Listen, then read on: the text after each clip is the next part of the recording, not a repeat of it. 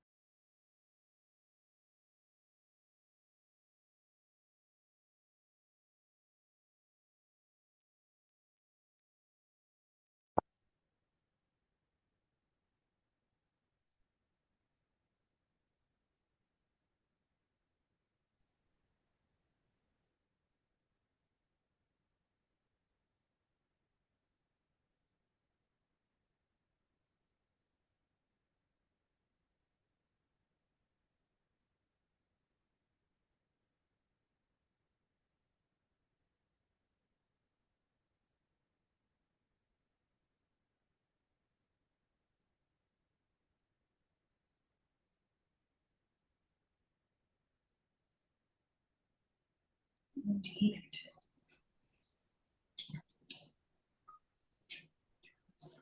Over to you. We'll begin. All right, so let's let well, I'm sure Gabby's listening, so she knows that we're about to start. Fantastic. Welcome everyone to our meeting of the Environmental Sustainability Committee today. This is a special meeting as we have some guests to help us out today and inform us. So we're calling this meeting to order. It's 4:02 p.m. And I certainly do acknowledge with respect that we are on Robinson-Huron Treaty territory and that the land on which we are gathered is the traditional territory of the Anishinaabe and known as Bawatang. And Bawatang is the home of the Garden River First Nation, the Batchewana First Nation, and the historic Sault Ste. Marie Métis Council. Next item on our agenda, number 3, is to adopt the minutes from our last meeting, which was November 7th. And may I have someone to move? And I'm just going to do this because it's going to be easier for me to see. Someone to move and to second. Thank you, Corey. Councillor Gardy, thank you, Mark. Move and second the minutes of our last meeting from November 27th. Any questions, concerns, changes, additions, deletions? Seeing none, all in favor? And that is carried. Thank you. Anyone with a declaration of pecuniary interest today on the committee? Seeing none, thank you very much. Next item, number 5 on our agenda is the adoption of our agenda. Looking for someone to move and to second adoption of today's agenda. Looking for someone, oh there, thank you, Eric. And Tori, thank you. Any additions to today's agenda or any changes? Seeing none, all in favor? That was great. That is approved. Thank you very much. So today we have presentations with regards to municipal climate action best practice. We have 2 guests here. I'm going to ask Emily to introduce our guests and explain who we are as we go through. We're going to see Gabby's presentation first. We're going to see Mike Layton's presentation second. I am very grateful for the staff and other councillors, Marshy, Angela, Tom, Brent, Peter, thank you for being here today. We appreciate that you're here to join us and all of us to learn together about some of the great things that are happening out there in the world and see if what we can take forward to use in our own community. Emily, could you kindly, we're going to move on to hearing from Gabby. Yep. Okay, thanks everyone. So we have 2 guest speakers today. to talk about municipal climate action leadership. Our first speaker is Gabrielle Kalapos, the Executive Director from the Clean Air Partnership. Gabby has been working to motivate and support local government action on clean air and climate change for over 20 years. Her passion has been on encouraging the uptake, transfer, and implementation of clean air and climate change actions, and the building of partnerships that enable collaboration and support between the community and levels of government. I'll turn it over to you now, Gabby, to share your screen. But I would just like to say, Gabby's based in Toronto and she works with municipalities all across the province of Ontario, even up here in Northern Ontario. She's a great resource and love working with you, Gabby. Look forward to future collaborations in the future. Over to you. Oh, thanks. And thank you so much for having me on the agenda and on allowing me the time to speak to you. I'm hoping I give you a little bit of a sense on what municipal climate action and ambition looks like, and what are the kind of where we are right now in terms of climate implementation, where we need to go, and what we need to do to address the gap from where we are to where we need to go. So just before I go on, you can see my screen. Is that correct with the slides? We're muted. Yes, we can see you. Okay, perfect. Thank you. All right. So a little bit of background on the Clean Air Partnership. We're a charitable environmental organization. We work with municipalities. Our main modus operandi is to work with municipalities and their partners. So while we work with municipalities as a primary target audience, we don't only work with municipalities. We work with municipalities and all the other various partners that they need to work with in order to advance their climate action plans. How we go about doing this is, again, as each municipality undertakes their climate action, we get them to share what they've done with all the other municipalities. And hopefully that helps to have each municipality build on the work of others and always add something to it. So in terms of always increasing leading practices, never staying stagnant, because we know we need to really advance the ambition and implementation of our climate actions.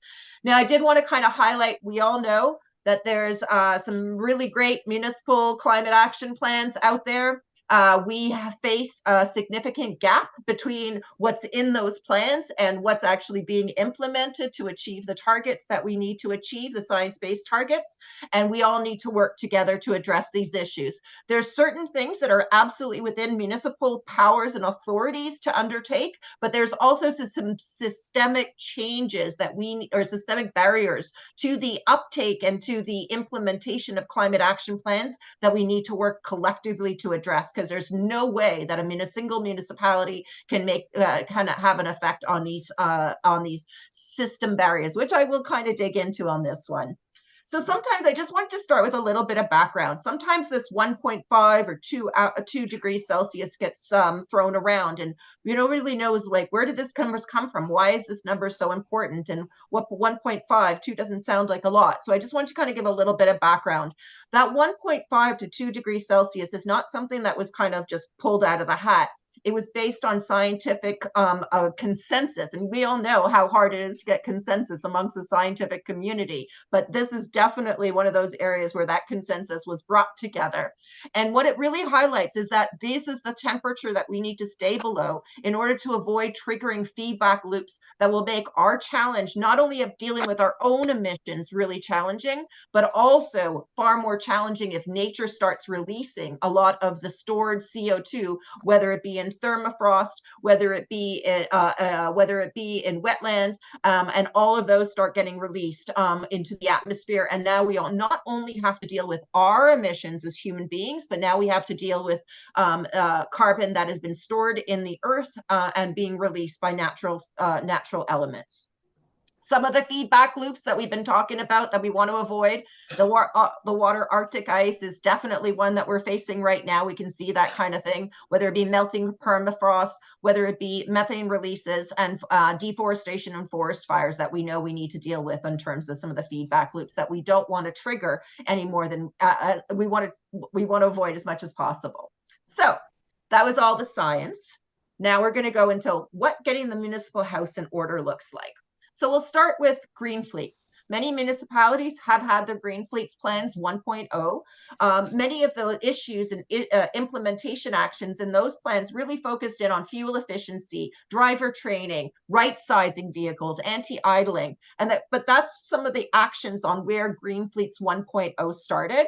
Many municipalities are now at Green Fleets 2.0, and that's really looking at electrifying passenger vehicles and electrifying equipment and electrifying public transit buses. So those are some of the key top Green Fleets 2.0 actions we see coming out of municipalities.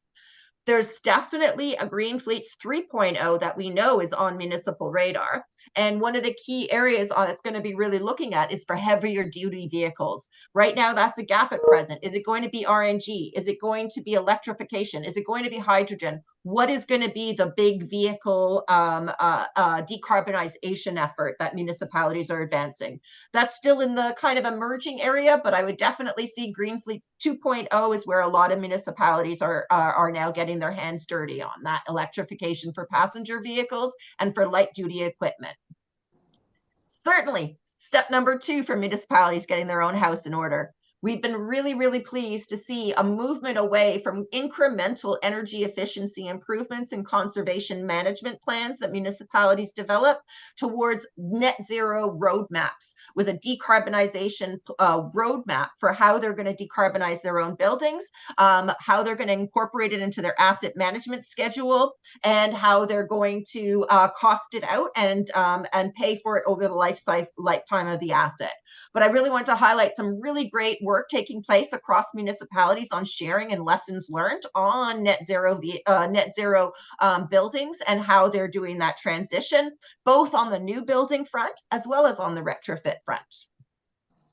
So I did want to highlight, as I was mentioning, many municipalities are moving away from incremental energy efficiency improvements in their corporate energy plans and moving towards net zero roadmaps. But some of the key areas need to change in order to move from that incremental energy efficiency towards that net zero roadmap. The first one I wanted to really highlight is asset management integration over time. It's one thing we've seen a lot of the costing studies that it's really important to tie your decarbonization roadmap for when assets come up for their renewal. And then identifying what's the additional components we're going to need to address to get decarbonization rather than just going for like replacement. That's really important because one of the things we've seen from costing studies is that if you put all of those costs associated with asset renewal into your decarbonization plan, that business case will look very poor. However, if you ensure that you take your asset management and all the updates and renewals that you're going to need to do about your asset management plan and cost that out as your asset management plan, and then identify your decarbonization avenue, then you really have a better chance of building a really good life cycle business case associated with it. It does require, from what we've seen thus far, it does require a significant upfront capital investment, but over the lifetime of the asset, the municipality has been found to be able to save in costs over the life of the asset, but it does require a significant upfront capital investment.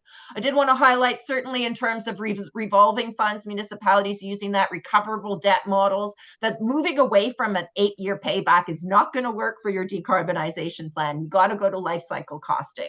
Another key thing into learning that we've had so far from municipalities is the need to move towards an integrated design and breaking down the silos across different municipalities and different trades in that building retrofit or new build. But some of those key top learnings are really, really critical to helping to build a successful decarbonization roadmap. So moving away from the municipality's own operations, what are the other avenues municipalities are advancing for their decarbonization of their community as a whole? Certainly, green development standards are the mechanism many municipalities are using to advance the sustainability metrics within their new developments. I did want to highlight, this is also one of those kind of key areas. Ontario Building Code is the energy efficiency requirements in the Ontario Building Code is really important as well. I don't believe it's an either or.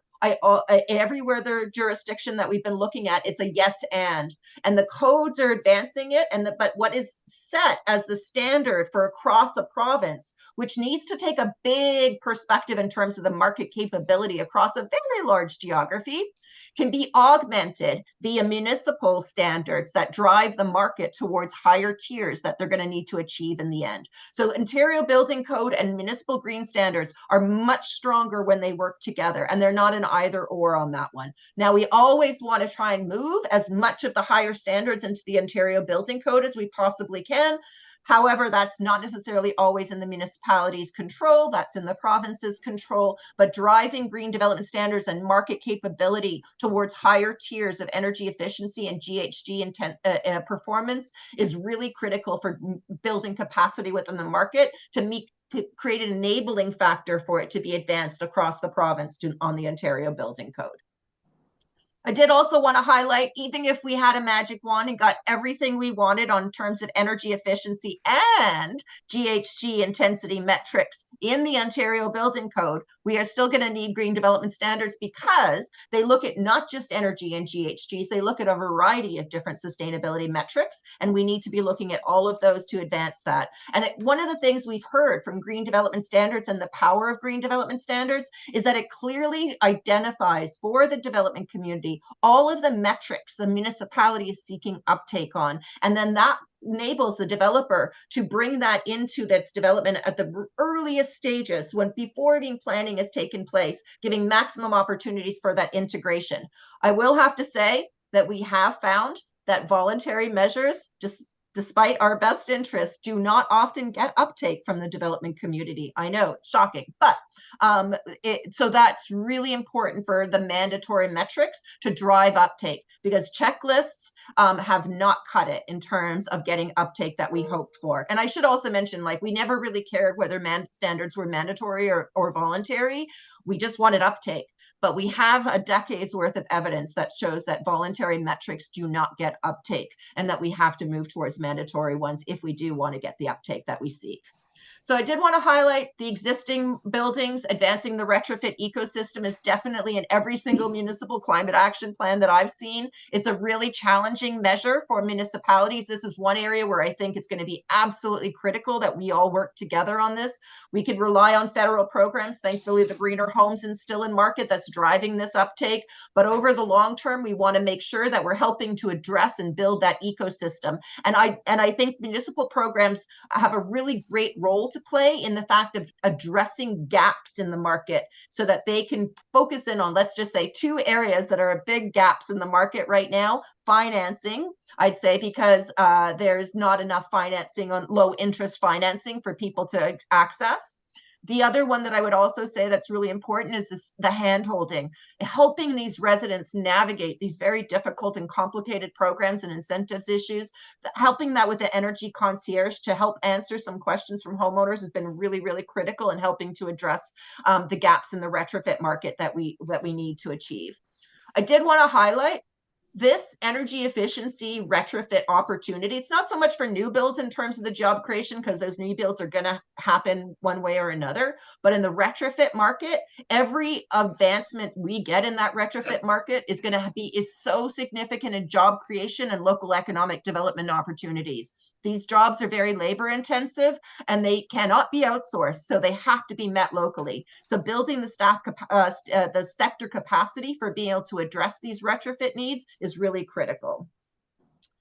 I did want to highlight, this is going to be messy. This transition that we do away from the big kind of like energy system as a whole, the big generation, big transmission, this is all going to be extremely complicated when we look at what's the municipal role versus what's the provincial role and national role. And really what I'd say, one of the biggest and provincial roles that's impacting municipalities right now in their GHG reduction targets is energy decisions being made on our electricity system and how we address people's energy needs in terms of programs that the province has in market. This is going to be a real big challenge, but one of the things I think that we have to recognize is that the province has a bias when they do energy planning, and it's understandable that they have that bias. It's the way they've done energy planning for the last half century. They have a bias towards big generation, big transmission, and municipal energy plans have a different kind of approach that they use, which is really about building capacity and building the retrofit and energy efficiency opportunities, advancing every single energy efficiency opportunity prior to addressing any supply increases that one needs to do. In addition, municipal energy plans have a lot of emphasis on distributed energy resources, so solar and wind power generation within the municipality, so that they can meet their local energy needs with as local energy solutions as much as possible. But it's going to be challenging to do that. And in order to do that, we got to break down some silos, because there's some big silos impacting our energy decisions. But ultimately, when it comes down to it, in order to address the biases that we all bring to the table on this one, we really need to start looking at our energy decisions from a complex look. And it's going to mean looking at it from the individual perspective, in a decentralized perspective, big generation. How do you put a climate lens on all these decisions so that all of this input is being collected really importantly? And I just wanted to show an example of what could happen if we really truly applied an energy decision matrix to our energy decisions, both at the local level as well as at the provincial level. But this is an example of an energy decision matrix from the natural gas expansion program. And I just took it, and this is back of the envelope calculations from the press release that the province released. And it was for phase 2, which is 234 million. It comes out to about 8,750 connections. It's almost $27,000 to bring that fossil fuel infrastructure to each customer. It's going to save them somewhere between $250 to $1,500 per year. This was also before natural gas prices increased over the last 2 years. So this was released in 2020, I think, or 2020. Yeah, 2020. But it really means that it shows that the payback for this, if we look at the 250, which we know that it's not everyone's saving 250, so it's not going to be a 106-year payback, or even at the 17 years, which is the highest kind of opponent, which we know is never going to be the solution, the issue, because not everybody's saving 1,500. But what we know is it lands somewhere between that. And we really could do a better job if we looked at not only how natural gas, bringing in fossil fuel infrastructure, can address people's higher than average energy prices, but how would energy efficiency, building envelope improvements, heat pumps, net metering, geothermal, how would all of those been able to address people's energy needs and reducing their energy costs? So all of this is kind of highlighting the need for municipalities to work together on systemic barriers that they're facing and will be facing on their decarbonization roadmap. Some of that was because to how fossil fuel infrastructure is costed out in comparison to electricity infrastructure, but we know that there's an unequal playing field where the rate base pays for all fossil fuel infrastructure, and then the customer pays that back over 40 years through delivery costs. Electrical infrastructure is not costed out that way. They actually throw a whole bunch of costs onto the developer. So there's an unequal playing field between moving from fossil fuel to electricity. Right-of-way discussions are quite challenging. We know that Enbridge is given free access to the right-of-way, whereas many other low-carbon utilities are not provided with free access. So there's another fossil fuel subsidy. We know that there's a bias towards big generation and big transmission over energy efficiency and distributed energy resources that can meet local needs. And that kind of component being brought into it to be able to look at how we can address those systemic barriers, and municipalities need to work together on that one. So I did really want to highlight that there's a lot of work on the climate resilience. Really, the steps that we've seen municipalities take is risk and vulnerability identification, integration across their various plans, climate resilience intervention. So what kind of actions are they going to undertake to really address their risks and vulnerabilities? There's obviously a plan that comes out at the end of this one, but I really wanted to highlight the importance of municipal teams, both at the departmental level as well as senior management. It's one of the critical enabling factors that we've seen has made a difference in terms of implementation supports. When that municipalities have that interdepartmental team and that senior management representative who's in charge of climate change, things do change and things become more accountable. I did want to highlight we're just in the process of developing a climate accountability toolkit, which looks at like, what does climate accountability look like in a municipality and what are the on-ramps to climate accountability? So I wanted to put a plug for that, and I will throw it into the chat at the end. And then I did also want to highlight another different opportunity for municipal climate education, which is the Municipal Climate Action 101 course, which we've just launched, which takes municipal council members as well as senior leadership and kind of brings them through a climate change for municipalities 101 course that's available for them. And I will also throw that into the chat. So I just wanted to give you a little bit of background on what climate implementation at the municipal level looks like and where we are now and where we need to go. And I'd love to answer any questions that you have. Wow. Thank you, Gabby, thank you. That, I won't speak for anybody else, but that was certainly very enlightening for me. And thank you for your energy and all the work that's gone into your organization, trying to help communities and municipalities do better, because we all need to do better. I'd like to ask, are there any, we're gonna take time for questions with Gabby now, then we'll have Mike's presentation, then we'll do questions with Mike, and then if we have time, and at the end, and there are additional questions for either of them, we can do that. I'd like to ask at this time if anyone, hi Mike, if anyone from the committee has questions for Gabby. I can ask one. Go ahead, Councillor Doherty. Gabby, thanks for the presentation. Forgive me, this is something that's been prepared here, so I'm gonna read it to you. But how can municipalities effectively integrate climate action into their existing policies and decision-making processes, ensuring alignment with broader municipal goals? And if you could, are there any good examples you can share?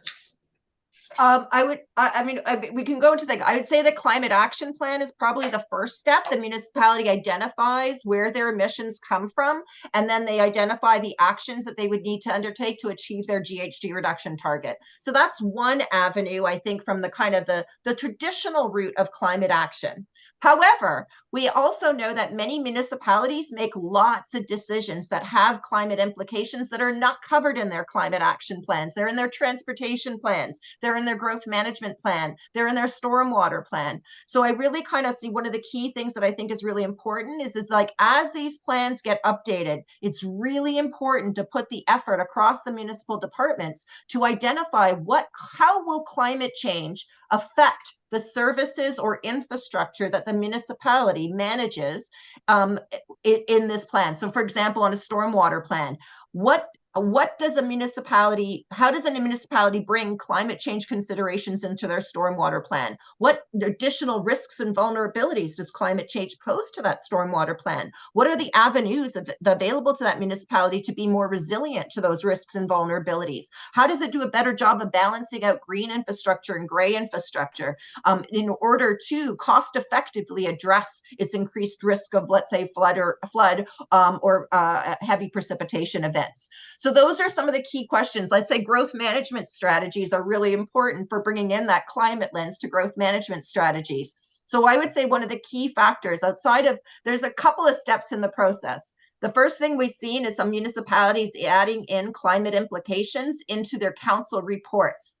And that's just to do an education opportunity to identify what climate implications are there associated with this decision being put in front of council right now. I kind of call that a little bit of the end of the pipe solution for climate implications, because it's just identifying those climate implications in this decision. The best opportunity is to have climate change incorporated into this decision even before it goes anywhere near council, so that the climate integration is brought in right from the beginning. And then at the end, then the council report, this staff report can explain to council how staff have considered climate change in this decision, what they've done about it, what they recommend in terms of interventions, and then that gives council the best opportunity to bring climate change in a holistic manner into their decision making.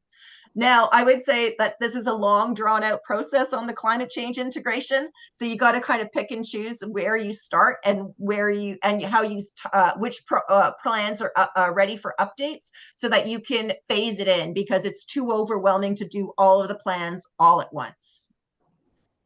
Thank you. Eric, Nairi, Mark? Questions? I'm good. No? I have one.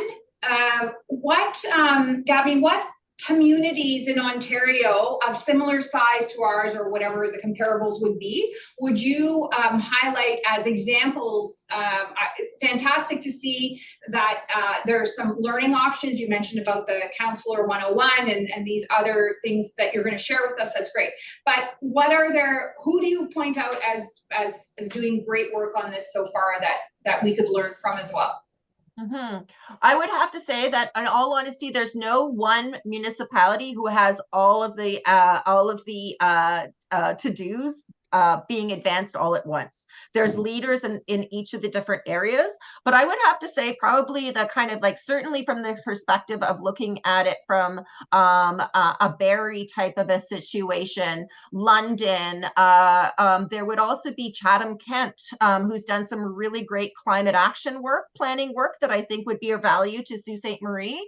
I would also say that Sudbury's done a good job in terms of its corporate emissions, like looking at its own corporate facilities. I'd say they haven't developed their net zero roadmap. They're starting to work in that area from what I've heard from them. I would also say that Dufferin County, like if you look at the county levels from Dufferin County or Wellington County or Waterloo County, there's some smaller municipalities within that, and that could be really reflective of Sault Ste. Marie in terms of the opportunities. But in many ways, like, you guys have great opportunities in terms of the work you've been doing to try and build up your renewable capacity and sector within Sault Ste. Marie. And I would say that if you like focusing in on one of those areas that you're really going to kind of advance as your goal, let's just say if it is building up being that renewable capacity, I think that would be really important. I would think on the retrofit, I think that certainly without resources, it's going to be really hard for Sault Ste. Marie to set up its own kind of retrofit program. And so external resources through community efficiency financing, if that's an avenue for you guys to bring those assets to your local residents, would be another good opportunity for advancing. Did I mention London? I think they would be a really great example for Sault Ste. Marie as well. Councillor Caputo or Bruni or Brent or Tom or Peter. Go ahead, Brent. Thank you. We've kind of gone down the path of electrifying our ice resurfacer fleet. We've had one with our charger. We're on our second one right now. We're have another one before budget this year coming up. So we're down that path. We also have approval to move forward on 2 units for electrification for transit. We're also looking at doing solar panels for our roof at our transit facility this year upcoming to do some net metering. Is there any advice on any of those types of projects from your experience you can provide? Yeah, I would say that the electric Zambonis has been really, we've seen a good number of municipalities. There's a municipal energy managers that I know Emily has participated in a number of times in the past on, we get these municipalities sharing so that municipal energy managers and fleet folks can share their learnings and what they would avoid in the future with each other, so that those peer-to-peer sharings can take place. But London, I definitely know has electric light ice resurfacing in their fleet that they're adding in, and also electric vehicles as well. I'll also add this. We've been collecting municipal climate action implementation lessons learned and case studies in our climate action atlas, and I'll throw that in as well. But if you can, it'd be really great to have Sault Ste. Marie's climate actions added to that climate action atlas, which would be great. And I'll work with Emily to try and get that updated whenever that timing works. Awesome. Any other questions from Councillor Caputo? Thanks, Gabby, for the presentation. That was really informative. I, on the weekend, was listening to CBC, and they were discussing green burial sites and natural burial. I know it's kind of growing in popularity. Do you have any advice in that kind of sector? Yeah, I think it's a great idea. And I mean, we should all sign up for it. I know I'm gonna definitely sign up for it. I know I've seen the liquefying kind of option for kicking out. The other one that I've seen is the mushroom one, where you get a mushroom suit and you get buried in a mushroom suit. But I think it's a fantastic idea, and it's a great way for people to reduce the impact of their death, as give their final thank you to the earth without causing it so much damage through incineration and air pollution. Okay, thanks. Nairi. Hey there. Yeah, that was a great presentation, and oh, my camera's not working. Sorry. Anyways, my question is about the accountability plan. I was just wondering if you could elaborate a bit more. Like, is that relating to reporting of your activity? Yeah, progress reporting on the climate action plan is one of those on ramps. There's a high level of there's not all municipalities report on their climate action plans in the most accountable way. So really highlighting the what makes a climate action plan accountable is one of the key aspects that we dug into. I would also say the climate implications is another avenue that we dug into, and the climate integration is another on-ramp to climate accountability. I would call that more of a qualitative kind of analysis of what climate, like how does this decision either affect climate or get affected by climate. But in one of the key aspects that we've really been learning about is that a lot of municipalities are moving towards carbon budgeting as the quantitative climate lens that they apply to municipal decisions. And then TCFD seems to be playing that on-ramp for climate resilience accountability. And so I'll put in the link for that one, but those are some of the top level kind of on-ramps to climate accountability we've seen within the municipal sector. Thanks, Gabby. Any other questions for Gabby? I saw Andre has his hand up, and I thought Tori had her hand up if we have the time. Yes. Tori, did you have a question, dear? I did, yeah. Thanks, Gabby. That was a great presentation. I was just wondering if you could give some advice, I guess, from a change management perspective, in terms of how, from a budgeting perspective, you shift from thinking in terms of capital costs and certainly the huge, often significant upfront capital costs that these decarbonization efforts take, into more of a life cycle approach. Yeah, I have not seen anyone develop their decarbonization roadmap without taking that life cycle approach. The 8-year payback just doesn't work for this type of stuff anyway on that at all. And I think that's really the critical piece. You have to move towards life cycle costing to really build a robust business case for that decarbonization roadmap. It's absolutely critical. And revolving funds could be one measure, recoverable debt could be a measure, public-private partnerships could be another opportunity for that investment if the municipality can put its own capital reserves in. Infrastructure Ontario could also be a mechanism for that capital to enable that municipality to put that investment that could reap its rewards over the lifetime. But yeah, absolutely, life cycle costing, so critical. Okay, thank you. I'm not seeing anyone else with go ahead, Andre. You just muted, Andre. Andre, you need to unmute. Sorry, here we go. Hi, Gabby, and thanks for the presentation. I'm an active transportation activist, and I am currently involved with an environmental assessment process with regards to dealing with some traffic congestion issues. And what frustrates me is that the environmental assessment process does not consider demand management as a solution to traffic congestion. And we tried really hard to get them to to look at demand management as a solution to congestion, and the consultant told me that it's outside of the scope of this assessment, and it's very frustrating, because if you hear this kind of excuse into a very way of dealing with congestion, it's frustrating. And I don't know what to do, and I don't know if you have any advice for us or something. I would certainly say one of the key things that we've seen municipalities move away, because like right now, a lot of transportation plans just focus in on how to move as many vehicles as possible, as quickly as possible. That's the transportation plan that has been the traditional municipal transportation plan. And a lot of those, there's movement taking place to move away from, whether it be the transportation plan, the active transportation plan. It's not about moving vehicles, it's about moving people, and how people move. Vehicles are one of the options for how people move. But I think that simple mindset of switching it out, it should never be how people move and what are the options available for people to move to and from around their community, should never be only about the vehicles. It's about moving people, and vehicles is one of the options. Active transportation is another option. E-mobility is another option.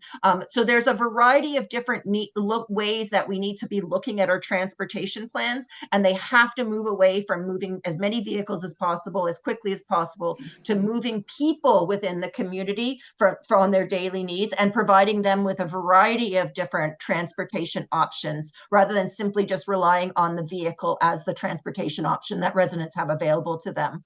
I would also say that one of the important aspects about these transportation plans is that TDM and moving people in a variety of ways should never ever be out of scope in these conversations. When municipalities are setting up their RFPs for transportation planning consultants, they're the ones who set the scope. So they have to ensure that it's about providing a variety of different mechanisms for people to move people around within their community, and they set the scope for their consultants. Consultants should not be setting the scope and telling a municipality that it's only about moving vehicles, and that's what we're considering for how people move around the community. Thank you, Gabby. Andre, we're going to move, if we could, I'm sorry, we're going to move on so that we get Mike's presentation in here, and then if we have time and we can come back to Gabby, then we'll do that. Thank you, Andre. Mike, Layton, you're on. So Hello, everybody. Before you begin, Mike, everyone. Can you hear me? I can hear you. Can you hear me? I can. I just want to give a brief intro to Mike, if I may, everyone. For those who don't know, Mike Layton is the Chief Sustainability Officer at York University, the very first one. But from 2010 to 2022, Mike served 3 terms as a Toronto City Councillor for Ward 11, where he championed many sustainability initiatives, including climate action, waste diversion, active transportation, water quality preservation, and biodiversity conservation. Before politics, Layton was the Deputy Outreach Director at Environmental Defense, and that in National Environmental Not-for-Profit, where he worked on advancing policies to protect farmland, green space, protecting sources of drinking water, improving energy efficiency in buildings, and growing renewable energy generation. Layton graduated with a Master's of Environmental Studies from York University in 2006, with a focus on urban planning with community engagement. Mike, over to you. We look forward to your presentation. Thank you so much for taking the time to meet with us today.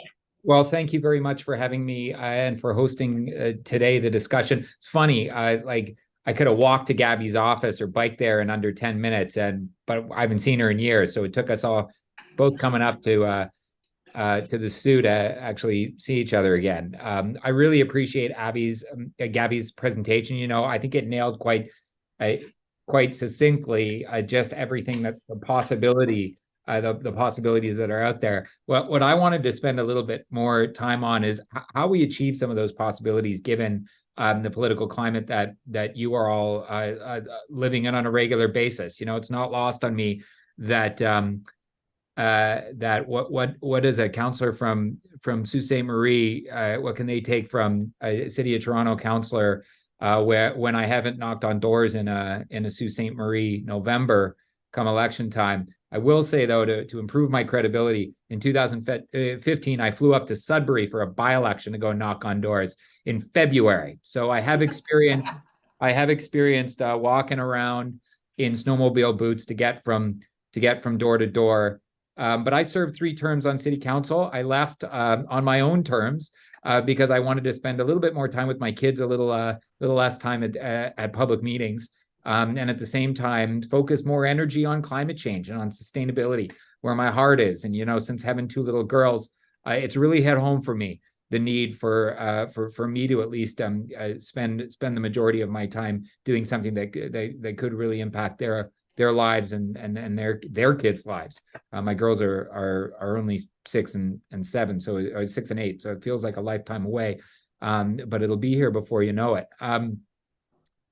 I wanted to just focus on 2 things in my presentation and just give a couple case studies. One is building a constituency that will open up space for you to create change and to make mistakes and to have the willingness to amongst your staff, amongst your community, to try new things that possibly won't end up good, but for the most part, for me, ended up positive outcomes. So I've got a couple of examples here in sort of 3 baskets: innovation through leadership, innovation through technology, and innovation through programs. Just because I saw that as being 3 areas that I had some useful ideas to contribute. So first on creating innovation through leadership, Transform TO, Toronto's climate action plan, it seemed really easy to get adopted at the end of the day. But I got to tell you, this was because we played, we very, very strategically went through certain steps. One in 2011, so picture this: newly elected Councillor Layton in a Mayor Rob Ford era, possibly the most conservative era of Toronto city government in recent memory.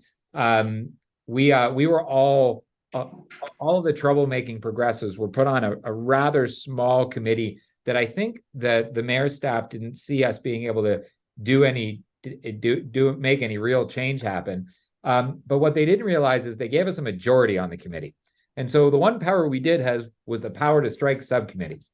So we striked a subcommittee on climate change, and we started hosting a community dialogue over the course of 2 or 3 years, because we knew that building that constituency and getting people involved in that decision making would create the type of buy-in that we needed to see to actually create more aggressive targets and more aggressive programs that could have impact. So in 2014, when that committee came back, lo and behold, we had a new mayor, and we were actually able to bring into action and set forward as our targets a more aggressive agenda for fighting climate change, which gives you the space to be able to point to the target and say, council adopted this. We need to find ways to fund programs or to put forward policies that will actually achieve it. So in addition to that, it was about the time that others were making these sort of mayoral declarations on a climate emergency. The city of Toronto was off to, where were we going? Copenhagen in 2018, maybe it was 16, something like that. And our mayor of the day, then Mayor Tory, wasn't particularly ambitious on the climate file. Certainly wasn't ambitious as I thought he should be. And so I went about going for, I'd like to say about 6 months, where I went around and worked with climate action groups, community-based climate action groups, on what a community-led climate emergency motion should do. Now, he didn't know I was doing any of this. So note to mayor staff, keep an eye on your councillors. So we managed to do the consultation on this so that when we put it forward, we wouldn't be criticized, we'd be celebrated. When the mayor found out I was going to do this, because eventually, after I put it on an agenda quietly, without any fanfare and without it going public, I went to the mayor's office and said, here's the mayor's climate emergency motion. It's missing one thing: the mayor's name on top of it. Then he scrambled with his team to come up with another motion, but his was, had this thing at city council called fastest finger. It's whoever could push the button, get their hand up faster. Well, mine won because I got mine in first. And at the end of the day, he had to shelve his own motion and get me to move my name from the person moving it to the seconder. But he had to adopt everything in my motion without a word changed. So somehow we got this climate emergency motion passed, which allowed us to accelerate some of the plans even further than we had just a couple of years prior. And it allowed us to start advancing accountability mechanisms that were really to I think become actually the most important parts of the climate action plan. On an active transportation file that perhaps the previous questioner is aware of. So for 3 decades, a group of active transportation advocates were pushing for bike lanes on Bloor Street.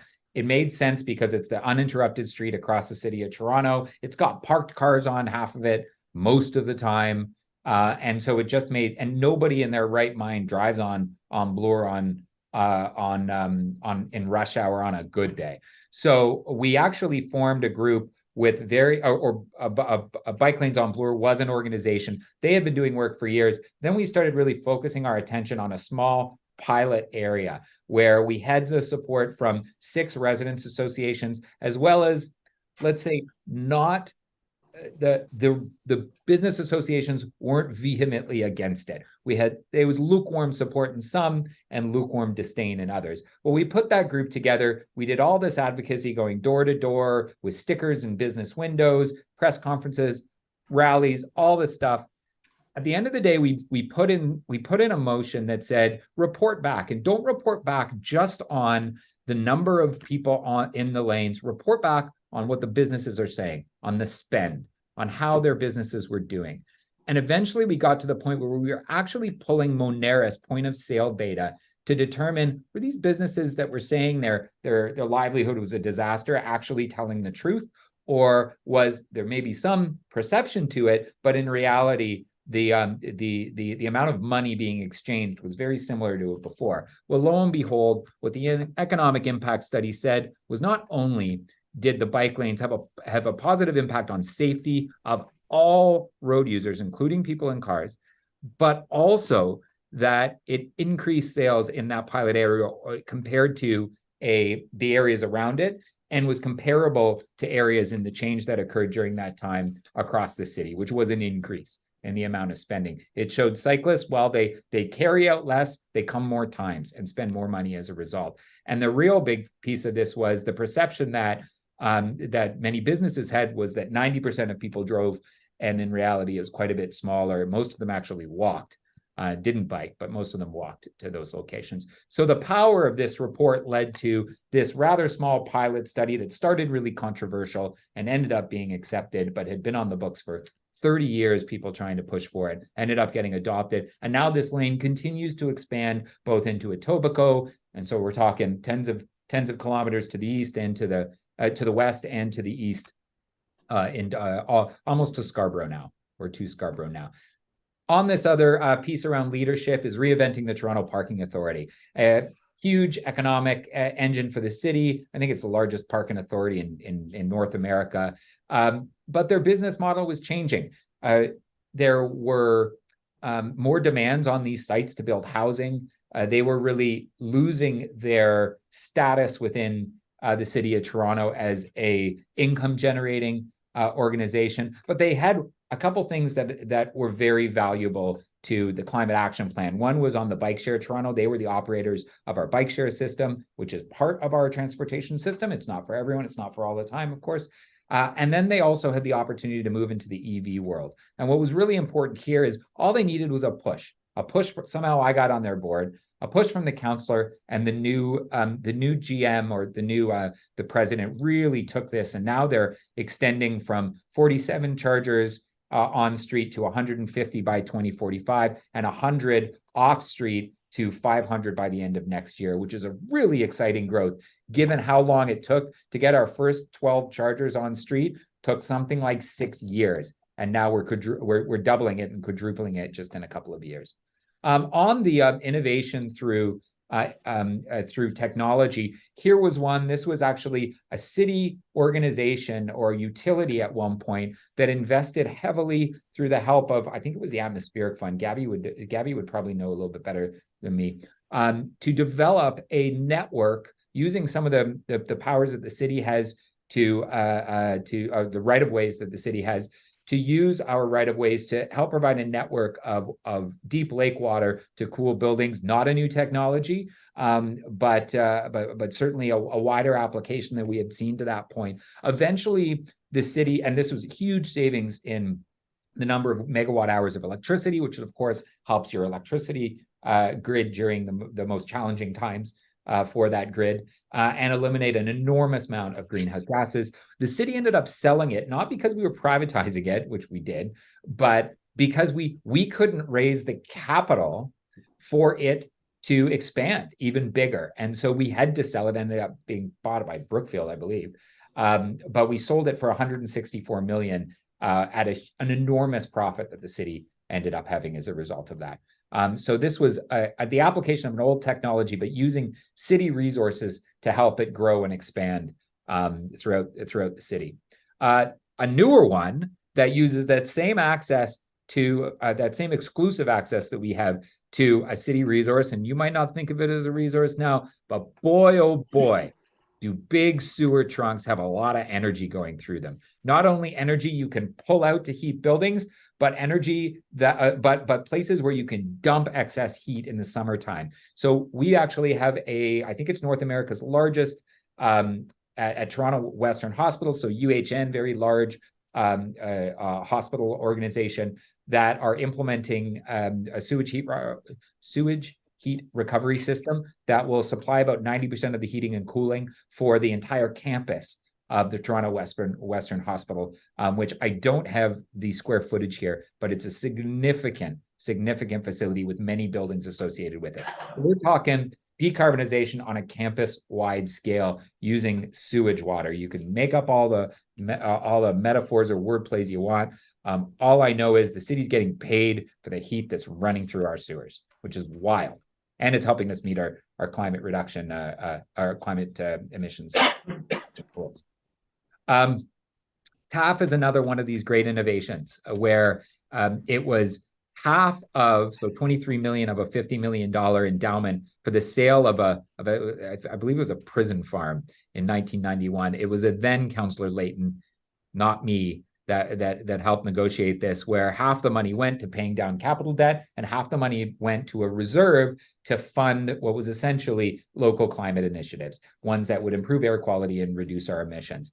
Well, now that fund has not only quadrupled in size with an investment from the provincial government and an investment from the federal government in recent years. It does impact investing, so it invests in buildings and projects in the community, in this case, the GTHA, that results in not only the reduction in greenhouse gases, but a significant increase in profit to the endowment that then funds some of the more some of the earlier initiatives, some of the those younger initiatives. It funds those through the profits from the impact investing that it does. So nationally, there's now an organization called Low Carbon Cities Canada that's been created by the federal government to help do the same thing for communities across Canada, but it started as a City of Toronto initiative. The Home Energy Loan Program, I think we're getting to the end of the slides here. This is something that I took a lot of pride in and spent a lot of time building creating a constituency of supporters for this notion of a low interest loan to homeowners to undertake energy efficiency measures. I recruited financial institutions, environmental groups, labor, and the utilities somehow. I had a sign-on letter in 2013, I think it was, which I framed entirely around jobs. I had a sign-on letter where there were, Enbridge Gas was on it, and right beside it, the David Suzuki Foundation and Environmental Defense, both of which were suing Enbridge at the other side of the country. Yet in Toronto at that moment, they were supporting the same policy program. This was a no-brainer for then Mayor Ford to adopt. It was adopted with unanimously at council. It has since grown to take on more things, deeper retrofits, renewable energy, EV charging, and battery storage. That was all in our initial plan. It just took us a little while to get there. And then, of course, the federal government had the add-on with the Greener Homes Grant that supports this program as well. And then the federal government actually provided a zero interest loan through CMHC, which did apply to this program for a short time while funding was available, but it's still a preferred rate at about 3%. I have a home energy loan on my home, and so for the course of 20 years, I have a 3% rate with energy savings paying as a result. And it started as a pilot, little teeny pilot in 2 neighborhoods, and it grew across the city and indeed to other municipalities with the support of Gabby and the Clean Air Partnership as well. And then finally, I think we talked about this enough, the Toronto Green Standards, at a number of occasions, we've been at the point where we've been trying to push for improvements in it and stepping up that version 1 to 2 to 3 to 4 to get us to that net zero housing by 2030. But all along the way, it's been built, trying to bring the construction industry and labor along with environmentalists to build this call. And you know, it's sometimes we're told we're pushing a little too far, and sometimes we'll have to negotiate on where we're landing. But altogether, we've managed to continuously advance this year over year because there's a lot of support for it across the city, because people rely on this and know that it's going to help us achieve our carbon reduction targets. And again, like these are targets that go up over time. So once you adopt that, this is what the private sector was asking for. They wanted more certainty in what they had to build. They didn't want us changing it quickly over time. And so, and just like changing it really quickly. So we developed this tiered system that let us slowly get into those higher, deeper emissions reductions. I think that's it for me. And it's right at 5 o'clock. So boy, am I. Thank you, Mike. I want to go the opposite way this time. I'd like to ask if Councillor Gardy or Councillor Bruni or any of the staff here have questions for Mike. Peter, Tom? I got something. All right. Ish. Thanks, Mr. Layton. Appreciate you making the time for us. As municipalities continue or increasingly recognize the importance of incorporating a climate lens into the decision-making their decision-making processes, what are some recommendations that you have for advancing and or mandating this work? You know, I think the Green Development Standard is a good, like a starting point. And as Gabby said, you want good mandatory levels and baselines that you can improve upon and you can slowly ratchet up. I think within the decision-making metrics at City Hall, frankly, you could do a lot better than the City of Toronto. When we developed our standards for climate reporting or reporting on the climate impacts, it started just with changes to it started just with capital projects. And frankly, our staff, and I hope none are on the call, it was under a different mayor, so I'll let it slide. They oftentimes included projects that maybe a small fraction was related to climate, sometimes even not at all.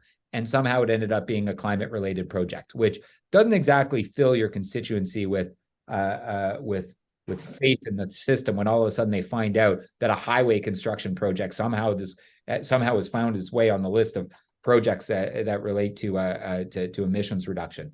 So I would say, like, finding that accounting system that works for you, that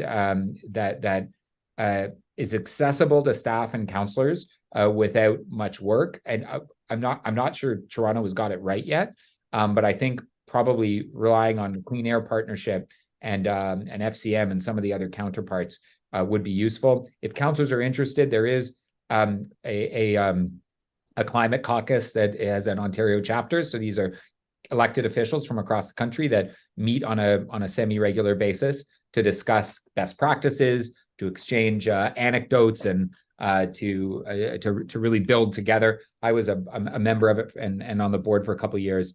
But that's a helpful space to start comparing you against other municipalities and find out what they're doing well and trying to emulate it. So I think there's a lot of space around the accounting piece that municipalities across Ontario could really make some ground on. Thank you. Anyone else? Andre or Tori or Nairi, any questions for Mike? Okay. a lot to think about, a lot of fantastic ideas for all of us, for us as members of this committee and for our counselors and our staff. Thank you, all of you, for your time today. Thank you for sharing the things that you've worked on and your passion for doing something about the environment, and like, I mean, really doing something. Not just paying lip service, and we'll talk about how we can I would like to talk with our folks about how we can take these ideas forward and move them more into our plans and continue to work on the environment here in Sault Ste. Marie and be a model for Canada.